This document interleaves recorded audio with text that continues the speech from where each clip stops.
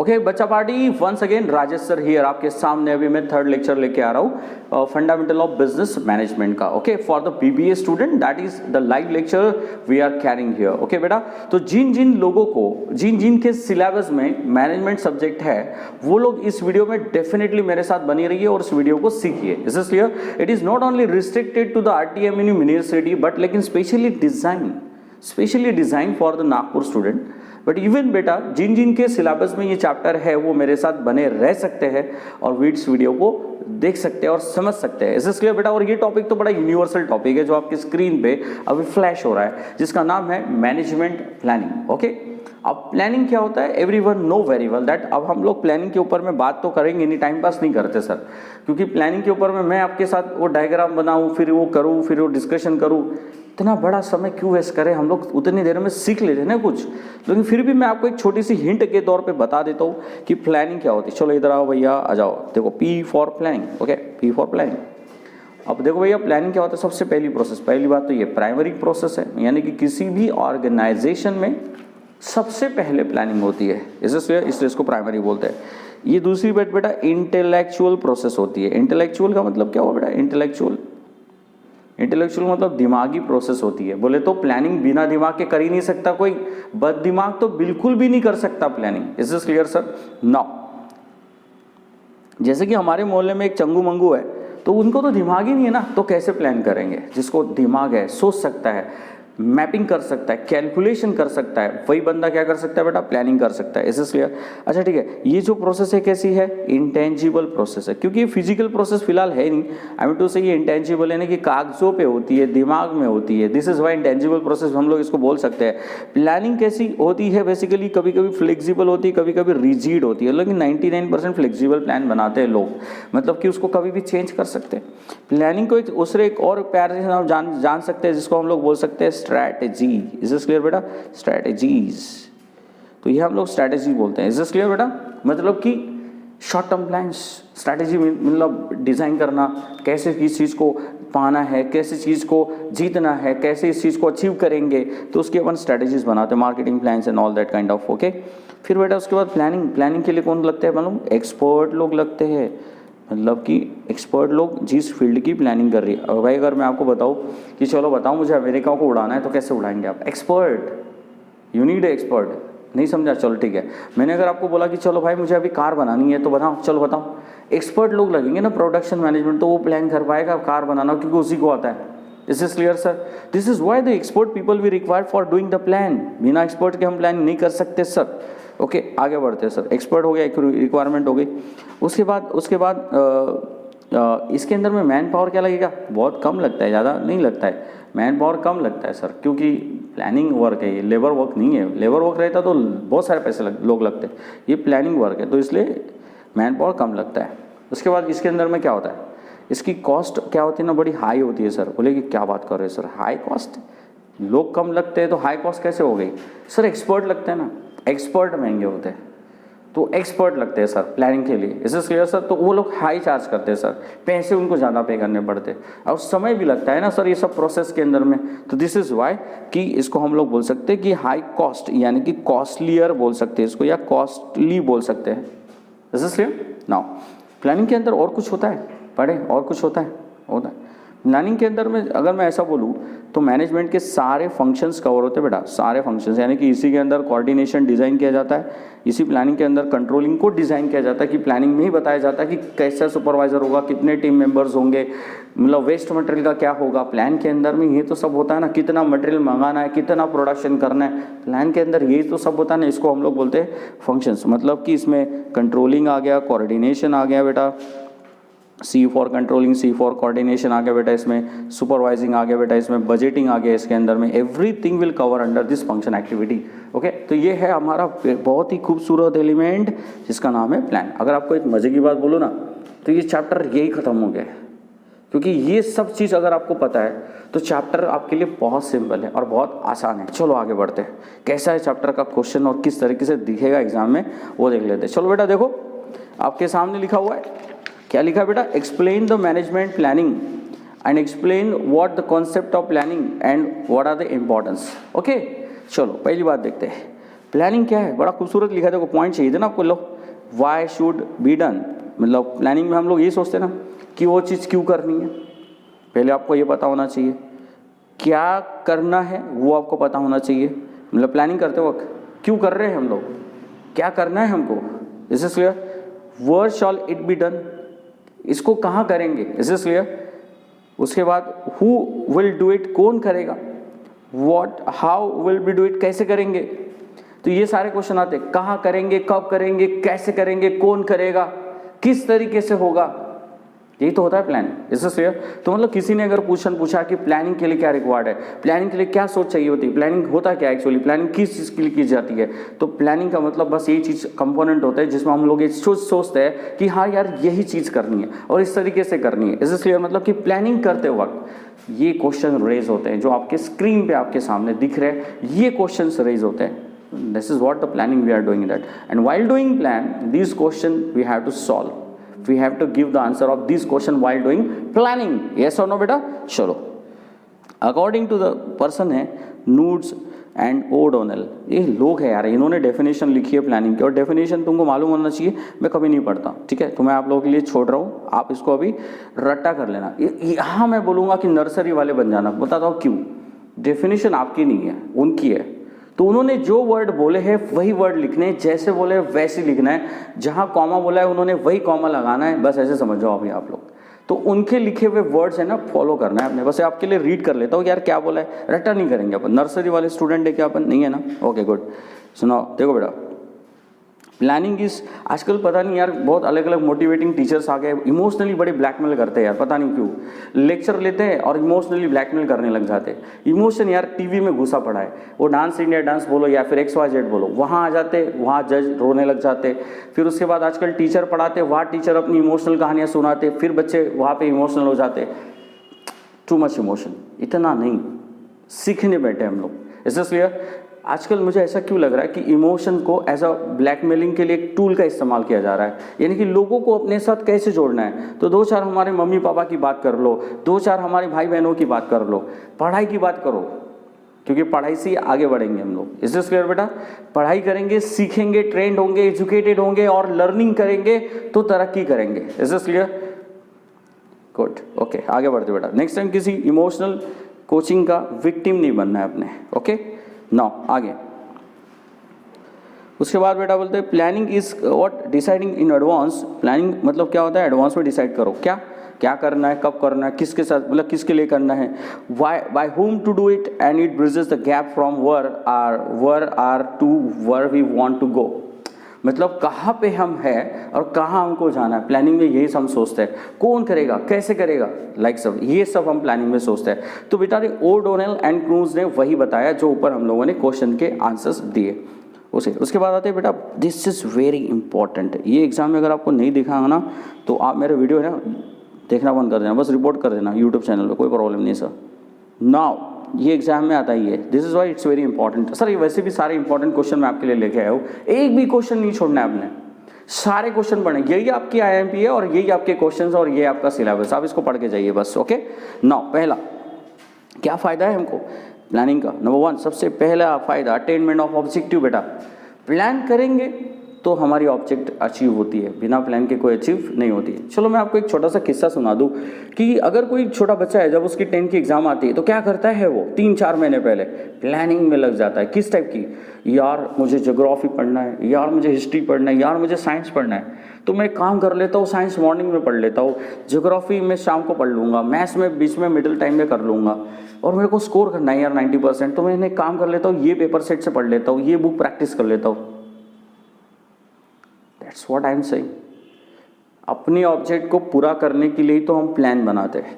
तो पहला एडवांटेज क्या है बेटा, ऑब्जेक्ट को अटेंड करना है, उसके लिए प्लान बनाते हैं, पहला फ़ायदा है प्लानिंग का। पहला फ़ायदा ये है कि हमारे ऑब्जेक्ट्स पूरे हो जाते हैं। और सही बात है यार, बिना प्लानिंग के अगर आपके ऑब्जेक्ट पूरे हो रहे हैं तो समझ जाना कि आप वो 7वें अजूबे हो, 8वें अजूबे, आप वो 8वें अजूबे हो जो भगवान ने ऊपर से नीचे भेज दिया है, क्योंकि आपका नसीब अच्छा है। बिना प्लान के अगर आपके ऑब्जेक्ट पूरे हो रहे हैं, इज दिस क्लियर बेटा। चलो आगे बढ़ते हैं।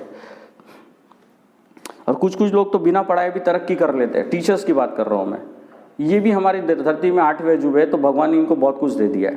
Is this clear sir? मेहनत नहीं करते। राजेश सर जैसे लोग आते हैं फ्री में पढ़ा के चले जाते हैं। ठीक है, आगे बढ़ते बेटा। Abolishing the uncertainties. Very nice sir. देखो आप लोग अगर प्लानिंग से जाते हो तो अनसर्टेनिटीज एबॉलिश हो जाती है। बोले कैसे? उदाहरण दो सर, उदाहरण दो। ठीक है, मैं बताता हूँ आपको उदाहरण कैसे होती है अनसर्टेनिटीज का मतलब किसको बोलते हैं।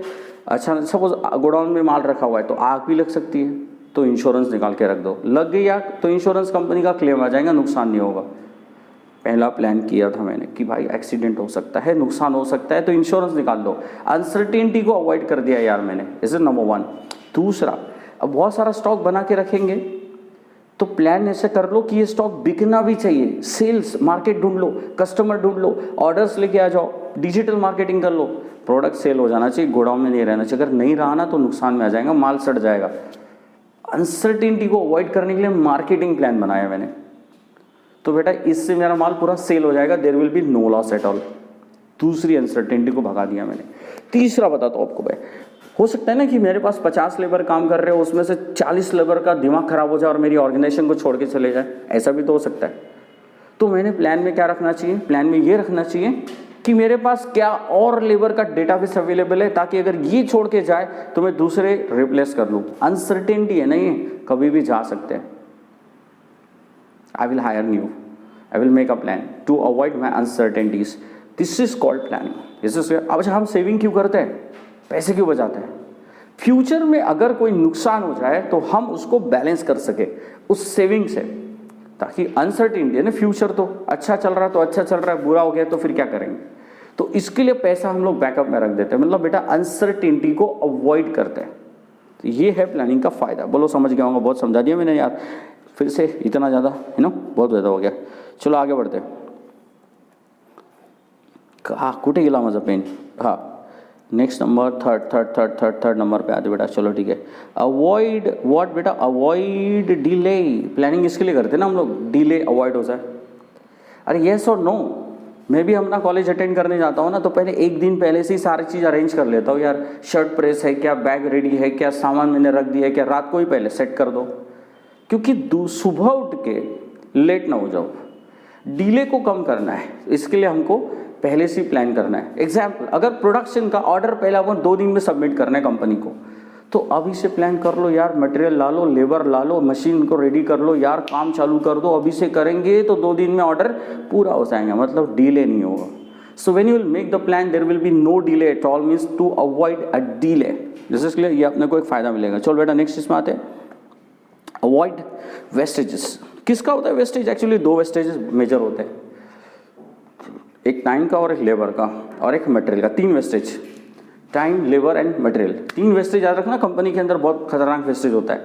जैसे कि कल मेरा समय वेस्टेज हो गया, मतलब किससे? क्योंकि मेरा लैपटॉप प्रॉपर काम नहीं कर रहा था और एक डिवाइस इफेक्टिवली वर्क नहीं कर रहा था, जिसके वजह से मेरा पूरा 4 घंटे मेरे खराब हो गए। मतलब मेरा क्या वेस्ट हुआ बेटा? टाइम वेस्ट हो गया। Is this clear sir? Time waste हो गया, तो उतनी ही पीरियड में मैं आपके लेक्चर्स को रेडी कर लेता। इज दिस क्लियर बेटा? तो मेरा टाइम वेस्ट हो गया, ये एक होता है टाइम वेस्टेज। लेबर वेस्टेज क्या होता है बेटा? मैं आपको समझाता हूँ। आप लोगों ने 50 लेबर ला लिए, काम सिर्फ आपको 40 लेबर का था। 10 लेबर को अपने पैसे दे दिए लेकिन काम कुछ हुआ नहीं, उन्होंने काम कुछ किए नहीं। लेबर का वेस्टेज, नहीं समझा?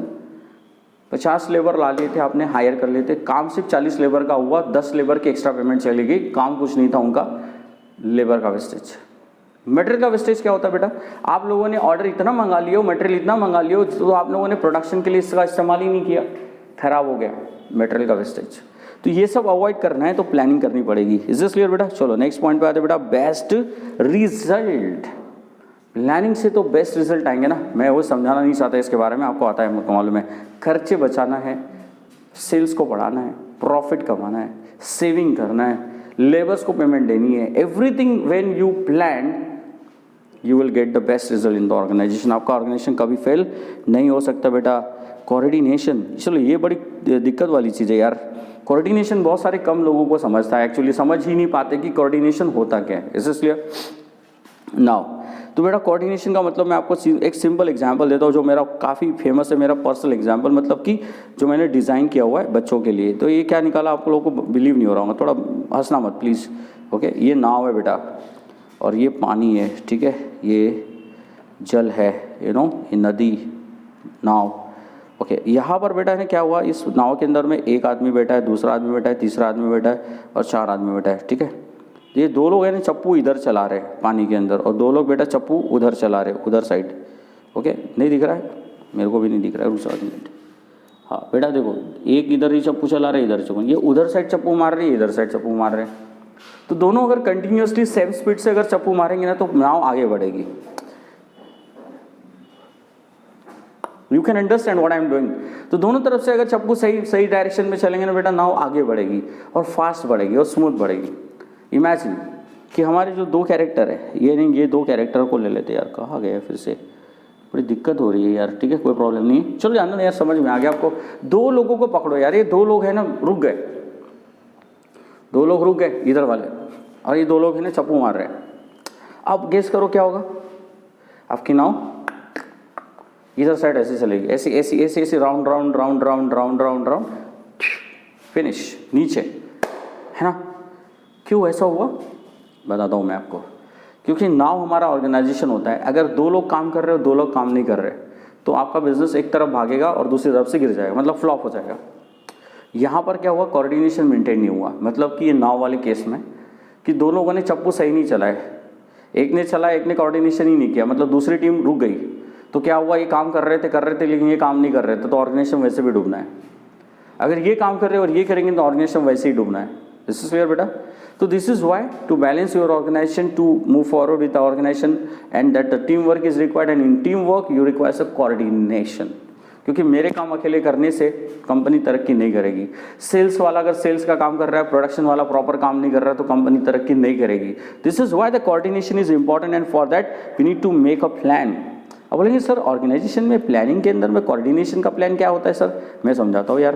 प्लानिंग के अंदर हम देखेंगे, प्रोडक्शन वाले से सेल्स की बात करवा देंगे, भाई देख कितना बनाना है और कितना बेचना है, इन दोनों का कोऑर्डिनेशन बैठना चाहिए। और उसके अंदर तीसरे वाले को डाल देंगे फाइनेंस, यानी कि इसको कितने पैसे मिलने चाहिए, उसको कितने, अगर ये पैसे देगा तो ये काम करेगा, ये पैसे इसको देगा तो ये काम करेगा। कोऑर्डिनेशन ऐसे बनाते हैं, प्लानिंग से होता है सब। ओके, आगे बढ़ते बेटा, चलो आगे बढ़ते। नेक्स्ट,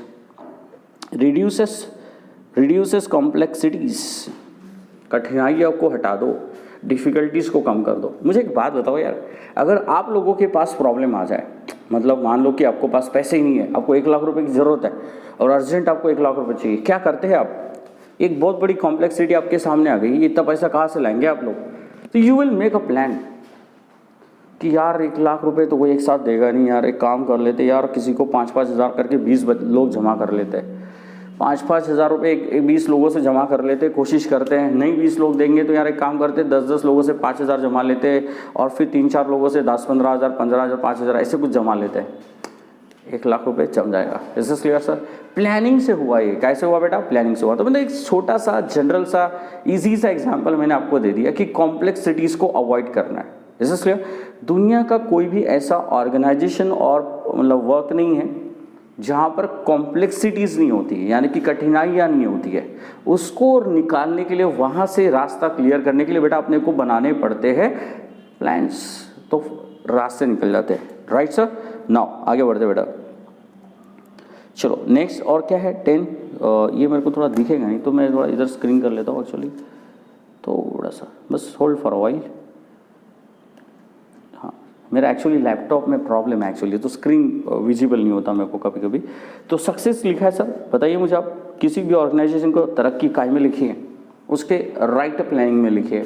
अगर उसका प्लान सही है और एग्जीक्यूशन अगर डबल सही है, प्लान हो गया और एग्जीक्यूशन भी सही हो गया, तो उस ऑर्गेनाइजेशन को मैं और आप नहीं रोक सकते आगे बढ़ने से। Is this clear sir? तो that is why the planning is very important in every organization। तो बच्चा पार्टी मेरे साथ आप बने रहिए और सुनते रहिए लेक्चर को। आई होप कि आपको समझ रहा होगा। समझा है ना? तो एक लाइक भी मार देना। Is this clear sir? Difficulty है ना तो कमेंट पे लिख देना, प्रॉब्लम है ना कि कमेंट में लिख देना।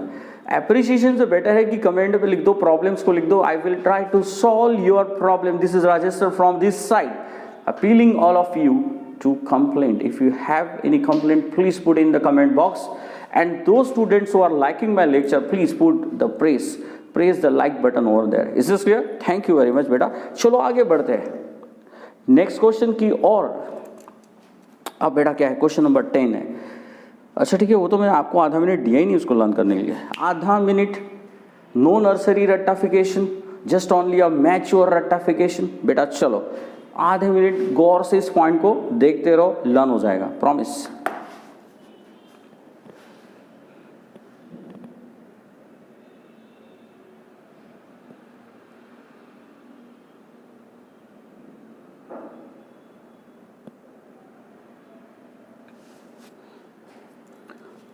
हो गया बच्चा पार्टी। आधा मिनट बोला था मैंने, लेक्चर होने के बाद 2 मिनट पढ़ लेना और ओके ठीक है, बाद में इसको रिवाइज कर लेना, लर्न हो जाएगा बेटा। चलो question number 10 okay. What are its features of planning? What are features of planning? Actually ये वर्ड थोड़ा ज़्यादा आ गया, what are the features of planning होना चाहिए था यहाँ पे, ठीक है। प्लानिंग की फीचर्स क्या होता है? पहला क्या है फीचर? नंबर 1, प्लानिंग कैसी होती है भाई? Action oriented. उस प्लान के अंदर क्या लिखा है? उस प्लान के अंदर लिखा है कि इतना मटेरियल लाएंगे, इतनी जगह लगेगी, इतने लेबर लगेंगे, इतनी मशीन लगेंगी, मतलब वो प्लान क्या बोल रहा है? Be in the action. बस कागज पे ड्राफ्ट थोड़ी बना के रखते हैं, we have to carry that plan into the action, इसलिए वो एक्शन ओरिएंटेड होता है। यानी कि वहां पर लिखी हुई हर बात में लिखा रहेगा ये करना है, वो करना है, इस तरीके से, तो उसका मतलब वो प्लान एक्शन ओरिएंटेड है, कि बोल रहा है एक्शन लो यार, लेबर लाओ, लाइक मटेरियल लाओ, लैंड लाओ, मशीन लाओ, प्रोडक्शन को बढ़ाओ। इज दिस क्लियर बेटा? चलो, that is what plan is always action oriented. दूसरी खासियत क्या प्लानिंग की होती है? ने उसकी फीचर्स देखो क्या है? Connection with objectives. आपके प्लानिंग के अंदर में एक भी चीज़ है ना आपके ऑब्जेक्ट के बियॉन्ड नहीं होती। आपका ऑब्जेक्ट अगर मुनाफा कमाना है तो हर लिखी हुई बात वहाँ पर प्रॉफिट की ओर लेके जा रही है। किसके ओर बेटा? प्रॉफिट की ओर, क्योंकि आपने बनाया प्लान था ना। देखो बहुत सारे बच्चे आजकल क्या प्लान कर रहे हैं, तो एक बिजनेस खोल लेते हैं यार, एक छोटा सा धंधा डाल लेते हैं यार, प्रॉफिट कमाना है यार, ये माल रख लेंगे, इसको ऐसा करेंगे, उसको बेच देंगे, इतना मुनाफा होगा। मतलब हर वो चीज़ वो सोच रहा है सिर्फ उस प्रॉफिट को बुक करने के लिए, मतलब प्लान में प्रॉफिट नजर आता है। इज दिस क्लियर बेटा? This is what that is a connection with the objectives, मतलब कि आपके एम्स को आप फॉलो करते हो, और कोई भी दुनिया का प्लान आपके एम्स को हिसाब से होता है। किसी का एम है यार फेमस होना है, पैसे नहीं कमाना है, फेमस होना है, तो वो प्लान भी वैसे ही करेगा। जैसे कि मैं कहाँ कमाया मैंने आपसे पैसे, फ्री में लेक्चर है आपका, प्लान भी मेरा वैसे ही बना है। इज दिस क्लियर बेटा? कि मैं आप तक पहुंच जाऊँ, आप मेरे लेक्चर्स को शेयर करें, आप लोग अपने फ्रेंड्स को शेयर करें, और मैं आप लोगों तक पहुंचाऊँ, आप लोग मेरे से सीखें। यही मेरा प्लान था कि आप मेरे को जाने actually. Is this clear? Free of cost. तो मेरा यहाँ प्रॉफिट मोटिव है? नो। यहाँ मेरा मोटिव क्या था? आप तक पहुँचना। तो दैट इज माई ऑब्जेक्ट, तो उसके अकॉर्डिंगली मेरा ये वाला यूट्यूब वाला प्लान है। इज दिस क्लियर बेटा? चलो आगे बढ़ते। अब मेरे बच्चों तो सारी चीज़ें कॉमर्स के हिसाब से बात करेंगे, हम लोग सीखेंगे अच्छी चीज़ें, ठीक है। Number 4, common.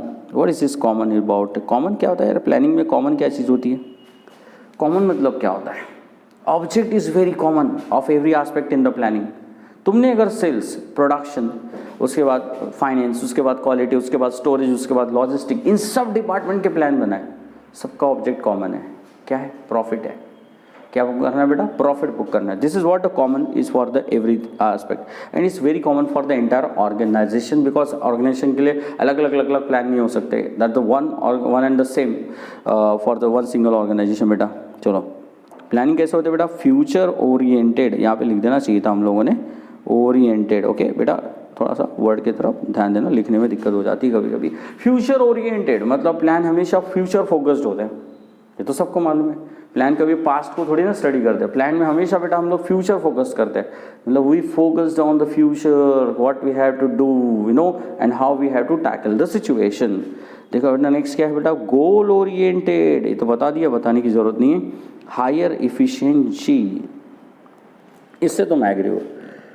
जो बंदा प्लान करके काम करता है उसके काम का फेलियर चांसेस बहुत कम होता है। जैसे कि कोई भी बिजनेस अगर आप डालते हो, ठीक है। अब रिसेंटली एक बच्चा मेरे पास कांटेक्ट में आया था, बोले सर बिजनेस के बारे में कुछ बताओ यार, कौन सा बिजनेस करे और कैसे करे। आपको पता है मैंने उसको क्या बताया? मैंने उसको बिजनेस के बारे में नहीं बताया, उसको सिर्फ इतना पूछा कि तुझे क्या करना है। तो उसने बोला कि मेरे को XYZ, नहीं बताऊंगा मैं आपको उसका बिजनेस, उसका आइडिया, ठीक है। उसने बोला मुझे सर XYZ बिजनेस करना है। तो फिर मैंने क्या किया, मैं तो कोई ओरिजिनली वो बिजनेसमैन तो था नहीं, उस प्रोडक्ट का बिजनेसमैन तो मैं हूँ नहीं। तो फिर मैंने क्या किया, मैंने उसको एक बहुत ही खूबसूरत चीज़ बताई, वो आपके साथ भी शेयर कर लूँ, थोड़ा सा हल्का सा, देखो फटाफट हो जाएगा फिर आपका। ये देखो बेटा, रिसर्च एंड डेवलपमेंट, R&D। मैंने उसको सिंपली बोला कि भाई देख, तू बिजनेस कर रहा है तो जोश में है तू, क्योंकि अभी नया नया है, 12th से पास होके आया है, जोश बहुत ज़्यादा है, ठीक है। तो होश के लिए आपको क्या करना है, मैंने बोला जोश में तो तेरी बिल्कुल कमी नहीं है, जोश तो बिल्कुल फुल ऑन है, बस तेरे को होश की कमी है तो होश थोड़ा डाल देते हैं। होश क्या है, तो रिसर्च एंड डेवलपमेंट है बेटा। क्या है, रिसर्च एंड डेवलपमेंट। आपको भी गाइड करूंगा, अगर आप मेरे कोई स्टूडेंट है यहाँ पर जो बिजनेस कर रहा है, जो धंधा कर रहा है या फिर बिजनेस करने का प्लान सोच रहा है, तो उनको पहले बता दूँ आपको रिसर्च एंड डेवलपमेंट पे वर्क करो। मतलब क्या, भले ही 2 महीने लेट बिजनेस स्टार्ट करो, बट पूरी स्टैटिस्टिक्स और स्टडीज के साथ करो, जिसको मैं प्लानिंग बोलता हूँ। यानी कि कस्टमर का बेस पहले देख लो, कहाँ से कस्टमर आएंगे, कितने कस्टमर आएंगे, कितना सेल बढ़ेगा, एक्सपेक्टेड कितना हो सकता है, कितने लोग अपने को मिल सकते हैं, क्या प्राइस पे प्रोडक्ट को बेचेंगे, प्रोडक्ट की पैकिंग कैसे होगी, प्रोडक्ट स्टोर कहाँ होगा, लेबर कितने लगेंगे, लेबर की कॉस्ट कितनी लगेगी, नए लेबर कहाँ से हायर होते हैं, सप्लाई चेन कैसे पॉसिबल है, कहाँ से मटेरियल मंगाएंगे, मटेरियल को कस्टमर तक कैसे पहुँचाएंगे, ये सब। मार्केटिंग कहाँ करेंगे, मार्केटिंग का पैसा कैसा लगेगा, कितना पैसा लगेगा, बिजनेस अगर साल भर चलाते तो क्या मेंटेनेंस कॉस्ट आएगी, ये सब। ये छोटी बात है सर, बहुत डिटेल है सर, कम से कम 2 महीने आप लो, पूरे रिसर्च करो, प्लान आउट करो, फिर बिजनेस के अंदर एंट्री करो। बहुत बार लोग बाय मिस्टेक जोश में आके बिजनेस में पैसे इन्वेस्ट कर देते हैं, and what happens, flop. Luck रहा तो कस्टमर्स का बेस बढ़ जाता है, लक रहा तो कस्टमर का बेस बढ़ जाता है, अगर नहीं रहा तो बेस बनाना बहुत डिफिकल्ट हो जाता है। तो that is why before entering into any business activity बेटा, make your research and development, R&D। बड़ी बड़ी कंपनियों के अंदर इसमें करोड़ रुपए खर्च किए जाते हैं R&D के ऊपर में, ऐसे क्लियर। तो ऐसे ही नहीं करते ना वो लोग, बिकॉज जरूरी है। चलो आगे बढ़ते हैं। ओके तो ये हो गया बेटा हायर इफिशिएंसी, मतलब होता है कि कम खर्चे में ज़्यादा मुनाफा, कम खर्चे में ज़्यादा मुनाफा, कम लेबर में ज़्यादा काम, कम पैसे में ज़्यादा सेल। इज दिस क्लियर बेटा, this is called efficiency. Okay now अब आते हैं नेक्स्ट क्वेश्चन की ओर, क्वेश्चन नंबर 11। बड़ा खूबसूरत सा क्वेश्चन है, क्वेश्चन नंबर 11 देखो, explain the process of planning and what are the limitations. Okay okay okay, planning मतलब क्या होता है, स्टेजेस क्या होता है, बहुत ईजी है। प्लानिंग कैसे करते, ये तो सादे बच्चे को भी पता है ना, ये तो आप लोग फुटालों में बैठ के भी सोच सकते हो कि प्लानिंग कैसे करते हैं। पहली स्टेप क्या होना चाहिए बेटा कोई भी प्लान में, चलो बताओ बताओ बताओ बताओ। अभी हम लोगों ने बात किया कि किसी भी धंधे को भी प्लान करना, चलो अपन एक धंधा ओपन करते, ठीक है भैया, अपन सब्जी का ठेला लगाएंगे, तो अपन प्लान कर ले छोटा सा सब्जी के ठेले को लेके, चलो चल करते थे, देखते हैं यार कोई ट्रेडिशनल बिजनेस को अपन नया कैसे कर सकते हैं, इसी वाले प्रोसीजर में समझ लेते हैं। एनालिसिस करेंगे यार, क्या एनालिसिस करेंगे कि अपने मोहल्ले के अंदर में कितने मोहल्ले हैं, आई मीन टू से नगर में कितने मोहल्ले हैं। उसके बाद हम देखेंगे कि हमारा ठेला हम लोग दिन भर में कितने जगह पे घुमा सकते हैं। तुमने सोचा भी नहीं होगा, मैं सोच रहा हूँ, सोचो कि तुम्हारा ठेला अगर तुम चला रहे हो, एक जगह पे खड़े रह के कस्टमर को बुलाने से बेटर है अपन ठेला घुमाएंगे यार सुबह सुबह, ठीक है। ठेले वाला सेल ज़्यादा होता है, जबकि एक जगह पे बैठ के वाले सेल से ज़्यादा ठेले वाला सेल होता है, और मार्केट में भी सेल ज़्यादा होता है, नो डाउट एट ऑल। तो एनालिसिस करेंगे ना यार, कितने लोग हैं, कितने घर है, और सबसे इंपॉर्टेंट क्या खाते हैं, कौन सी सब्जी ज़्यादा सेल होती है, तो दैट आई विल एनालिसिस, और क्या रेट पे लोग खरीदते हैं। इज दिस क्लियर बेटा, ओके। कितनी क्वांटिटी खरीदते हैं यहाँ तक हम लोग स्टडी कर लेंगे। इज दिस क्लियर बेटा, yes analysis will do, okay will this is called customer analysis, product analysis, cost analysis। उसका दूसरा काम क्या करते हैं बेटा, अपन क्या करेंगे, इन्फॉर्मेशन कलेक्ट करेंगे। मतलब एनालिसिस में हम लोगों ने कागज़ पर लिख लिया, फिर हम लोग सच में जानकारी लेंगे, भाई मोहल्ले में कितनी पॉपुलेशन है, ठीक है, मोहल्ले में कितनी पॉपुलेशन है, मतलब कितनी फैमिली है, कितनी फैमिली है, तो एक फैमिली में कितने लोग होते हैं, एवरेजली सेल कितना होगा, तो ये इन्फॉर्मेशन हम लोग कलेक्ट कर लेंगे। मतलब पहले एनालिसिस कर लो, फिर जानकारियाँ कलेक्ट कर लो। प्लान करने के पहले जानकारी अपने पास होना चाहिए, है ना, कौन सा कितना रेडियस में एरिया फैला हुआ है, कितने लोग ऑफ फैमिलीज है, मतलब ये सब अपने को बेटा देखना पड़ेगा। उसके बाद डिटर्मिनेशन ऑफ द ऑब्जेक्टिव्स, फिर आपको अपना ऑब्जेक्टिव सेट करना पड़ेगा। आपको प्रॉफिट कमाना है या कम खर्चे में, यानी कि कम प्रॉफिट कमाना है कि ज़्यादा कमाना है, इसलिए डिटर्मिनेशन। या फिर कस्टमर बेस बनाना है, यानी कि पैसा कमाना, पैसा छोड़ दो, कस्टमर बनाओ, जियो 1 साल तक फ्री में दे दो, बाद में कस्टमर बन जाने के बाद फिर बेचो, मुनाफा ही मुनाफा, लाइक दिस। तो बेटा आप अपना ऑब्जेक्ट सेट करेंगे, पहला एनालिसिस करेंगे, दूसरा आप डेटा कलेक्ट करेंगे, तीसरा आप लोग अपने ऑब्जेक्ट को डिसाइड करेंगे, चौथा प्लान बनाएंगे, बेस बनाएंगे। बेस डिजाइनिंग का बेस का मतलब होता है यार चलो ठीक है आप फाइनल हो गया, ये बिजनेस करेंगे, इतनी क्वांटिटी मंगाएंगे और ऐसा सेल करेंगे, इसलिए बेस बनाएंगे। बेस आ गया बेटा नंबर 5, ओके। तो नंबर 5 में क्या बेटा, डिटर्मिनेशन ऑफ अल्टरनेटिव्स, मतलब कि प्लान कभी एक मत बनाओ, अल्टरनेट प्लान होनी चाहिए। अगर ये सक्सेसफुल नहीं हुआ तो वो करेंगे, इस लोकेशन पे सेल नहीं हुआ तो दूसरे लोकेशन पे करेंगे, ये प्रोडक्ट सेल नहीं हुआ तो वो प्रोडक्ट को इंट्रोड्यूस करेंगे। मतलब कि we should have the alternate plans बेटा to have a sale in the business. Okay, next one, determination of subject plans, मतलब होता है सब प्लान्स एक्चुअली। मतलब कि डिटर्मिनेशन ऑफ सब प्लान मतलब होता है बेटा, देखो आपका मेन ऑर्गेनाइजेशन है, इसके अंदर आप मार्केटिंग का प्लान बना लो, इसके अंदर आप प्रोडक्शन का प्लान बना लो, इसके अंदर आप कॉस्ट रिडक्शन का प्लान बना लो, इसके अंदर आप लोग मतलब कस्टमर बेस बनाने का प्लान बना लो। यानी कि एक मेजर प्लान में छोटे छोटे एक्टिविटी के लिए भी सब प्लान्स बना लो। इज दिस क्लियर बेटा? क्योंकि सेलिंग के लिए भी तो अलग से प्लान बनता है ना, कि सेल कैसे करना है, एग्जैक्ट सेल कैसे होगा, दैट इज ऑल। नेक्स्ट बेटा क्या है, रुजा, होल्ड ऑन, थोड़ा पेन का प्रॉब्लम है एक्चुअली, पता नहीं आज क्यों आ रहा है। चलो 7 नंबर पे आते हैं, इवैल्यूएशन का मतलब होता है जो तुमने प्लान किया उसको कंपेयर करो उस सेम इंडस्ट्री के साथ। क्या ये इंडस्ट्री इतना कमाती है तो मेरा प्लान कितना कमाएगा, मेरे प्लान से क्या पॉसिबल है, इस बिजनेस में इतने कस्टमर आते तो क्या मेरे बिजनेस में इतने आएंगे कि मेरा बिजनेस मुनाफा कमा पाएगा। इवैल्यूएशन मतलब होता है इसको, और जो तुमने बनाया उसको प्रैक्टिकली अप्लाई करने की कोशिश करते हैं। मतलब कि प्लान में हम लोग एक थोड़ा सा कंपैरिजन मॉडल डाल देंगे तो इनडायरेक्टली इवैल्यूएशन हो जाएगा प्लानिंग का। इज दिस क्लियर बेटा? चलो ना, इवैल्यूएट का मतलब होता है जजमेंट लेना, एक्चुअली डिसाइड करना, फैक्टर को असेस करना, दैट इज कॉल्ड इवैल्यूएशन। कि आपका प्लान सही जा रहा है कि गलत है, या फिर प्लान सही करना चाहिए कि गलत, या किसमें कोई कम ज़्यादा तो नहीं हो गया। Is this clear? Okay, now the next item is what बेटा, फॉलो अप। मतलब प्लान किया है तो निभाना तो पड़ेगा, प्लान किया है तो फॉलो अप तो लेना पड़ेगा। अगर आप फॉलो अप नहीं ले रहे तो कागज़ पे फिर बैठे क्यों थे, फिर आपने सोचे क्यों थे, फिर आपने प्लान क्यों बनाए थे, उसका फॉलो अप भी होना चाहिए। जैसा लिखा था वैसा ही होना चाहिए, तो बिजनेस शायद आपका एग्जीक्यूट करे उस प्लान के अकॉर्डिंगली, एंड आपका ऑब्जेक्ट भी पूरा हो जाए उस प्लान के accordingly. This is what the follow up का मतलब बेटा taking action according to plan. मतलब उसमें जो लिखा है उसका फॉलो अप लेना है, उसमें जो लिखा है उसका फॉलो अप लेना है। फॉलो अप मतलब take being into action according to the plan that you have designed. Okay बेटा, चलो नेक्स्ट नंबर का प्रोसीजर क्या है बेटा, 9 नंबर, इम्प्लीमेंटेशन। ओके, मतलब उसको अप्लाई करके देखो। क्या करके देखो बेटा? अप्लाई। अच्छा, वो दोस्त बच्चा आया था ना प्लान डिस्कस करने के लिए, आम टू से बिजनेस डिस्कस करने के लिए, उसको मैंने ये बोला भी था कि एटलीस्ट बिजनेस को ट्रायल पीरियड के लिए ऑपरेट करना। कौन से पीरियड के लिए? Trial period. मतलब कि पहले just check it and determine it कि whether you are coming into profit and losses. Means start your business with a minimum investment and just get a trial of it. Okay, just don't directly go and invest the huge amount because तू तो अभी छोटा है इसलिए, that is why. Okay, I told him. तो बेटा implementation इसको बोलते हैं, इसको अप्लाई करके देखना। फिर क्या पार्टिसिपेशन। किसको? पार्टिसिपेशन मतलब ये पॉइंट नहीं भी डाला तो चलेगा, लेकिन चलेगा, कोई प्रॉब्लम नहीं। पार्टिसिपेशन मतलब बेटा होता है कि आपने जो प्लान बनाए उसको शेयर करो। किसके साथ? अपने एम्प्लॉय और स्टाफ के साथ, अपने मैन पावर के साथ, जो व्यापार के अंदर इन्वॉल्व लोग हैं आपके, उनके साथ आप इस प्लान को शेयर करो और उनसे कुछ एडवाइजेस अगर आप लेते हो तो शायद हो सकता है कि आपकी कुछ प्लानिंग इंप्रूव हो जाए।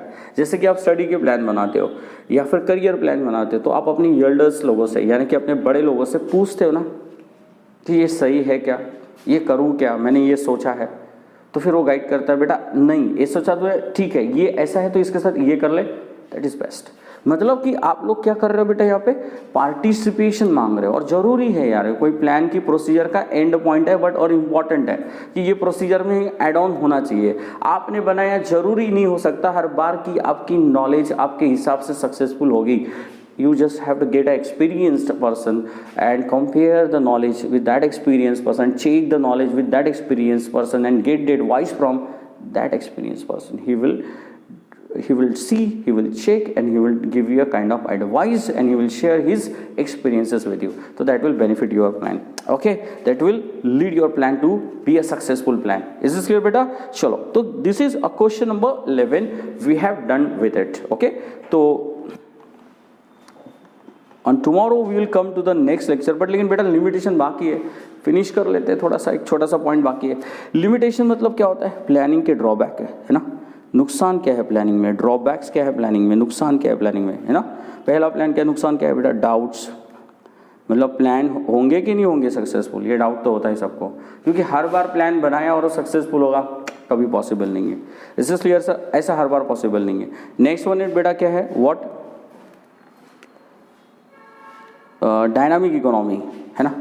तुमने आज प्लान बनाया, इकोनॉमी बदल गई तो, लोगों का टेस्ट बदल गया तो, लोगों का पैसा मतलब प्रोडक्ट के बारे में चॉइस बदल गया तो, कॉम्पिटिटिव इकोनॉमी, किसी कंपनी ने दूसरा प्रोडक्ट ला लिया तो और वो प्रोडक्ट चल गया तो फिर आपका तो प्रोडक्ट फ्लॉप हो गया ना। That is the dynamic economic we have. Okay, तो डायनामिक इकोनॉमी में ड्रॉबैक ये है कि आपका प्लानिंग खराब हो सकता है, एक्सपेंसिव, कभी कभी प्लान बहुत महंगे पड़ते हैं क्योंकि एक्सपर्ट्स की ज़रूरत पड़ती है, समय लगता है, टाइम लगता है, पैसे लगते हैं, तो this is why it's very expensive. तो ये एक हमारा दूसरा ड्रॉबैक है। Next, external forces. अभी तो हम लोगों ने बात किया, प्लान तुमने कागज़ में बनाया, ये तुम्हारी सोच थी, ये तुम्हारा आइडिया था, ये तुम्हारी टेक्निक थी, हुआ क्या, कुछ एक्सटर्नल फोर्सेस है। जैसा आपने लिखा था लेबर हमको मिल जाएंगे 200 रुपये में, लेकिन जब बाहर निकले तो 400 रुपये मांग रहे, 400 रुपये बोल रहे लेबर लोग, नहीं मिला, मतलब कि आपका प्लान भसक गया, आपका प्लान खराब हो गया। किसकी वजह से, एक्सटर्नल फोर्सेस की वजह से। तो दिस इज व्हाट बेटा, external forces can affect your plan, तो दैट इज द लिमिटेशन। बेटा क्या है सर, इनएडिक्वेट, मतलब आपके प्लान क्या हो सकते हैं, इनएडिक्वेट हो सकते हैं। What is mean by the inadequacy I am talking about, मतलब कि प्लान सही नहीं जा रहे, प्लान आपके गलत हो रहे, दैट इज द इनएडिक्वेट। ओके, मतलब बहुत बार ऐसा हो जाता है कि प्लान अकॉर्डिंग टू सिचुएशन और अकॉर्डिंग टू परफेक्शन नहीं होता।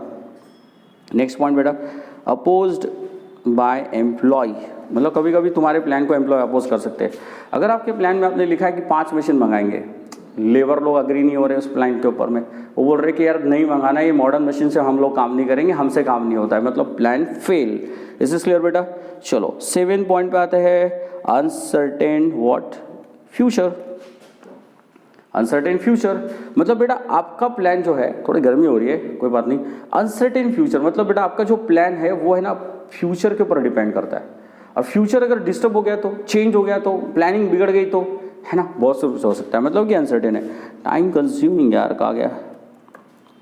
ओके 8 पॉइंट पे देख लो यार, टाइम कंज्यूमिंग मतलब प्लान बहुत करते 2 महीने लग जाते हैं, मैंने बोला ना आपको स्टडी करना है, रिसर्च करना, रिसर्च को टाइम लगता है, मतलब कि आपका प्लान फ्लॉप हो सकता है, आपका प्लान टाइम कंज्यूम कर सकता है, जिसकी वजह से आपका आइडिया बहुत डिले हो सकता है, तो यह भी एक नुकसान है। टीडियस वर्क, प्लानिंग करना आसान नहीं है, करके देख लो एक बार, मतलब आपको लगा, मैंने आपको बोला कि भाई प्लानिंग करना है तो कॉस्ट निकालना है, मार्केटिंग का प्लान करना है, कस्टमर, आसान लगता है, बट करके देखिए अब आप एक बार, आपको नहीं समय ज़्यादा लग गया तो मैं आई प्रॉमिस मेरा लेक्चर देखना बंद कर देना। Is this clear sir, tedious work होता है ये।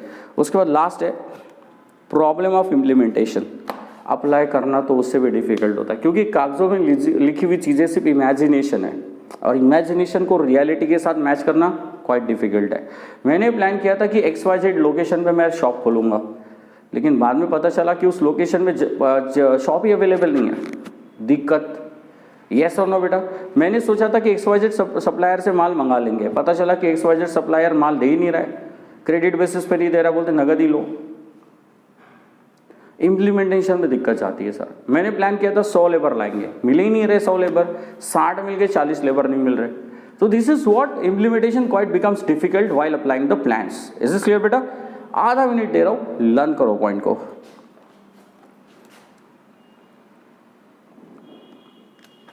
कर ही लेंगे ना यार, चलो ठीक है। तो गाइस ये था मेरा लेक्चर आज का इस टॉपिक को लेके, बस हम लोग अभी एक क्वेश्चन पीछे है, लेकिन मैं आपको नेक्स्ट लेक्चर में ये question plus chapter number 4 cover करवा दूंगा। तो थैंक यू वेरी मच। लेकिन आप लोग शेयर करना मत भूलिए, और लाइक करना मत भूलिए, कमेंट करना मत भूलिए, और कमेंट में सिर्फ क्वेश्चन पूछिए।